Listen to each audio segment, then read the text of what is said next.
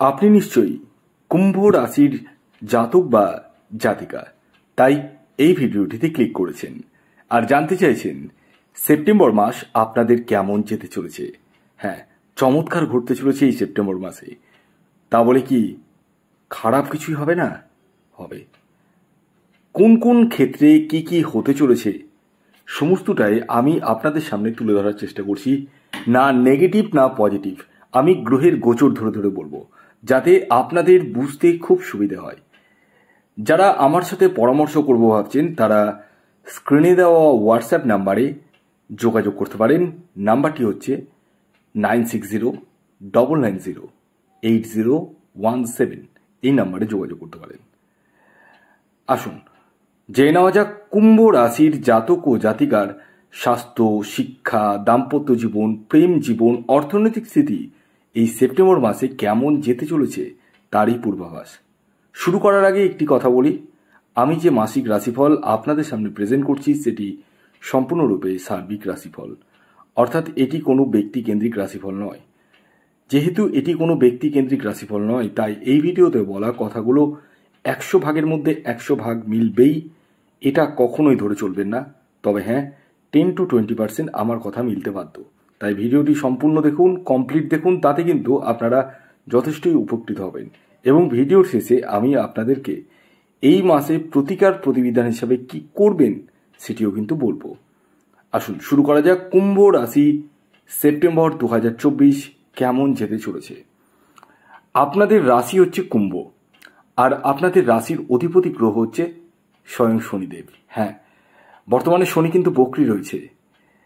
কি হতে পারে আপনাদের জীবনে, গ্রহের ট্রানজিট কেমন রয়েছে, স্থিতি কেমন রয়েছে, সবটাই আমি বলবো। দেখুন, এটি যেহেতু সার্বিক বিচার, চন্দ্র রাশি ধরে যেহেতু গণনা করা হচ্ছে, আপনার নিজস্ব ব্যক্তিগত বার্থ চার্টে গ্রহের স্থিতির সাথে বর্তমান গোচরের স্থিতি যদি শুভ শুভ ঘটে, তাহলে আমি যে শুভ কথাগুলো বলবো সেটি কিন্তু ঘটবে। আসুন শুরু করা যাক। সেপ্টেম্বর 2024 কুম্ভ রাশির কেমন যেতে চলেছে। যেমনটা আমি বললাম, আপনাদের রাশি হচ্ছে কুম্ভ, আর আপনাদের রাশির অধিপতি গ্রহ স্যাটার্ন মানে শনিদেব। ফার্স্ট হাউসে রয়েছে, সেকেন্ড হাউসে রয়েছে রাহু গ্রহ, আপনাদের ফোর্থ হাউসে রয়েছে দেবগুরু বৃহস্পতি, আপনাদের ফিফথ হাউসে রয়েছে মঙ্গল গ্রহ, আপনাদের সেভেন্থ হাউসে রয়েছে রবি এবং বুধ, আপনাদের অষ্টম ভাবে রয়েছে শুক্র এবং কেতু। কি হতে চলেছে আপনাদের জীবনে এই গোচরের নিরিখে, আসুন সে বিষয়ে আমি একদম বিস্তারিত আলোচনা করছি। আপনাদের রাশি হচ্ছে কুম্ভ, আপনাদের রাশির অধিপতি গ্রহ শনি, যে কিনা ফার্স্ট হাউসের লর্ড ফার্স্ট হাউসেই বসে রয়েছে।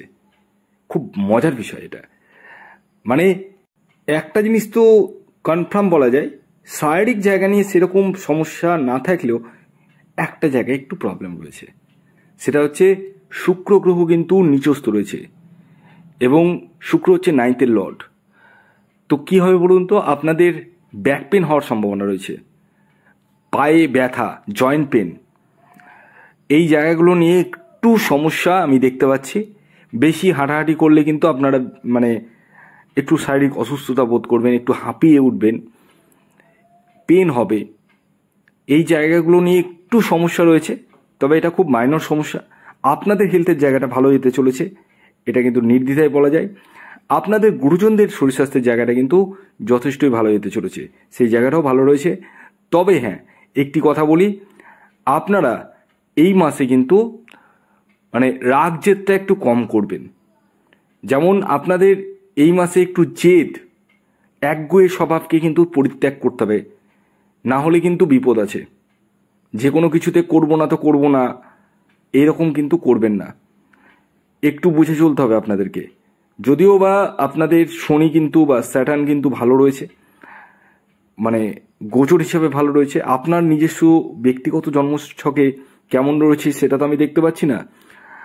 যারা আমার সাথে পরামর্শ করবো ভাবছেন, তারা ইমিডিয়েটলি যোগাযোগ করতে পারেন এই হোয়াটসঅ্যাপ বুকিং নাম্বারে। আসুন জেনে নেওয়া যাক আপনাদের এডুকেশন, ফিফথ হাউস। হ্যাঁ, ফিফথ হাউস থেকে কিন্তু এই এডুকেশনকে দেখা হয়, প্রেমকে দেখা হয়, প্রেমের জায়গাটা আমি পড়ে যাচ্ছি। তো এই ফিফথ হাউস থেকে কিন্তু এডুকেশনের জায়গাটা কিন্তু দেখা হয়। তো এই 5th হাউসে বসে রয়েছে মঙ্গল গ্রহ, যেমনটা আমি বললাম। বুধ রয়েছে কেন্দ্রতে, খুবই এনার্জেটিক জায়গাটা কিন্তু আসতে চলেছে পড়াশোনায়। মানে পড়াশোনা করে আমি বড় হব, এই যে একটা জেদ, এই যে মনের একটা বিশ্বাস, মনের একটা আস্থা বলুন, বা করবো, লড়বো, জিতবো, এরকম একটা বলুন, সেই জায়গাটা কিন্তু পড়াশোনার জায়গায় আসতে চলেছে।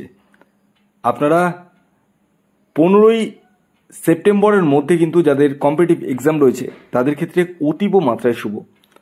যারা লোয়ার লেভেলে পড়াশোনা করছেন তাদের ক্ষেত্রে মোটের উপর দিয়ে শুভ থাকলেও খুব খারাপ যাবে না। তবে দেখতে হবে আপনার নিজস্ব ব্যক্তিগত জন্মছকে বুধের সিচুয়েশন কেমন রয়েছে, মঙ্গলের সিচুয়েশন কেমন রয়েছে, কতটা ভালো রয়েছে বা কতটা খারাপ রয়েছে, সেটা কিন্তু দেখতে হবে। কারণ আমি এটা তো গোচর ফল হিসেবে বলছি, আমি কারো বার্থ চার্ট অ্যানালাইসিস করে বলছি না।